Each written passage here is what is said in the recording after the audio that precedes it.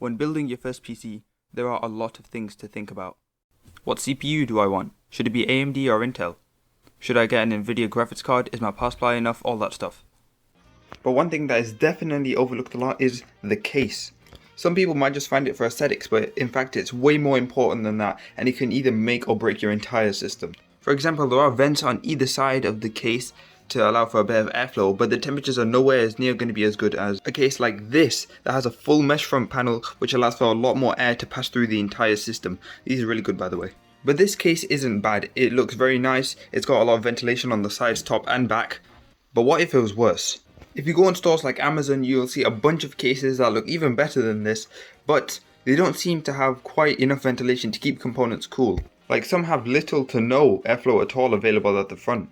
So in this video, I'm going to be experimenting with how important airflow actually is in the case, and if you are building a computer, why you shouldn't skip out on stuff like this. But anyways, timestamps will be in the description down below, and if you have any questions about this test and stuff, then leave a comment down below. But without any further ado, let's get right into it. As always with all these tests, we need a baseline, so let's get working on that.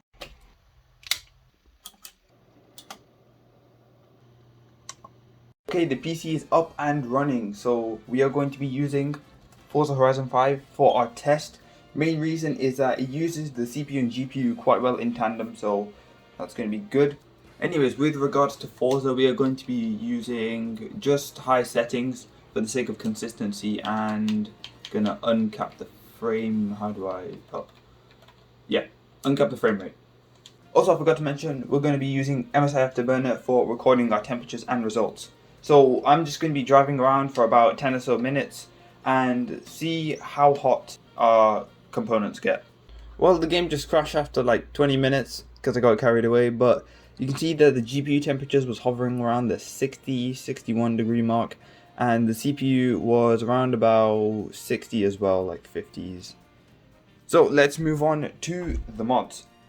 So this is going to be in 3 stages. Stage 1 is completely stock, so my case is just completely normal, nothing sealed off or anything. Stage 2, which is what we're doing now, is just going to seal up a bit of these vents, like a couple of these. Maybe you do a bit on the top and the back, just to see how it would react, if the temperatures would go up.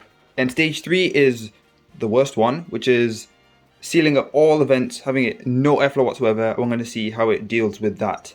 And I don't recommend that you do any of these because these are all horrible mods and purely for testing purposes. So hopefully no PC components were harmed in the making of this video. Okay, maybe they were, but I don't know. So I'm going to be sealing some of these vents off with masking tape. That's all there is to it.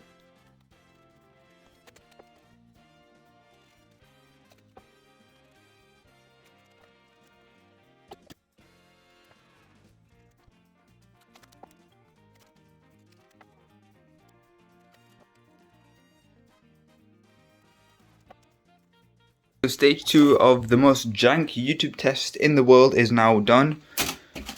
I guess that'll work fine. You can see that I've patched up a bit of the size, but now we need to test it all out. So I'm going to have to do the YouTube trick again where you go. And it works just like that.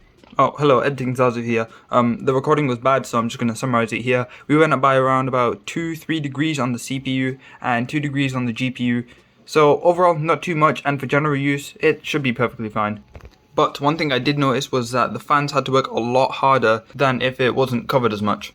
That's to be expected though. It would make sense that the fans would have to work harder in order to get more air in and out. So if you're thinking about getting a case that's a little more closed off, you should probably expect that a bit more.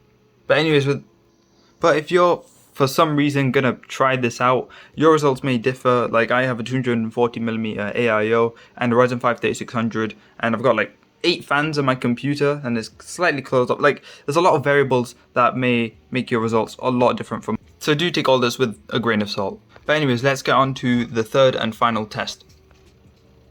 And for the final test, we are going for the extreme. So there's literally no intake or outtake except this little cutout at the bottom and this little bit of outtake there. That's it.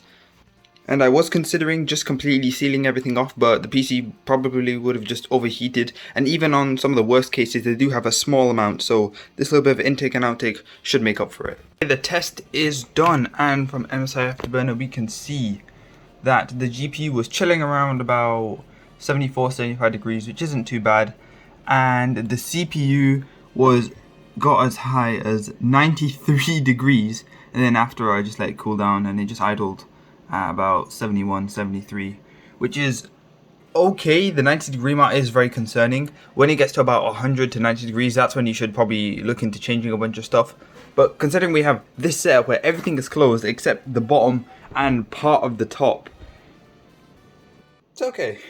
By no means this is good at all though. Like, you should definitely make sure that your PC has adequate airflow so it doesn't get like boiling temperature. Like, you can literally boil water on the CPU. And another thing that I found out was that while I was playing, my PC was getting very loud. Like, the fans at the front and all over were having to work a lot harder. So that's also another thing to bear in mind. So the next time that you're shopping online for a PC case, make sure you look online for some reviews about it, see if the airflow is adequate, and it doesn't have to look good at all. It can just be like your general closed off case. But I guess now you know the damage that can happen if you don't research enough. But yeah, that's pretty much it for this video, guys. If you liked the video, make sure you like it. And if you liked this video, then subscribe. Hopefully we have a lot more videos like this coming in the future. But yeah, that's pretty much it for me. Alright, bye.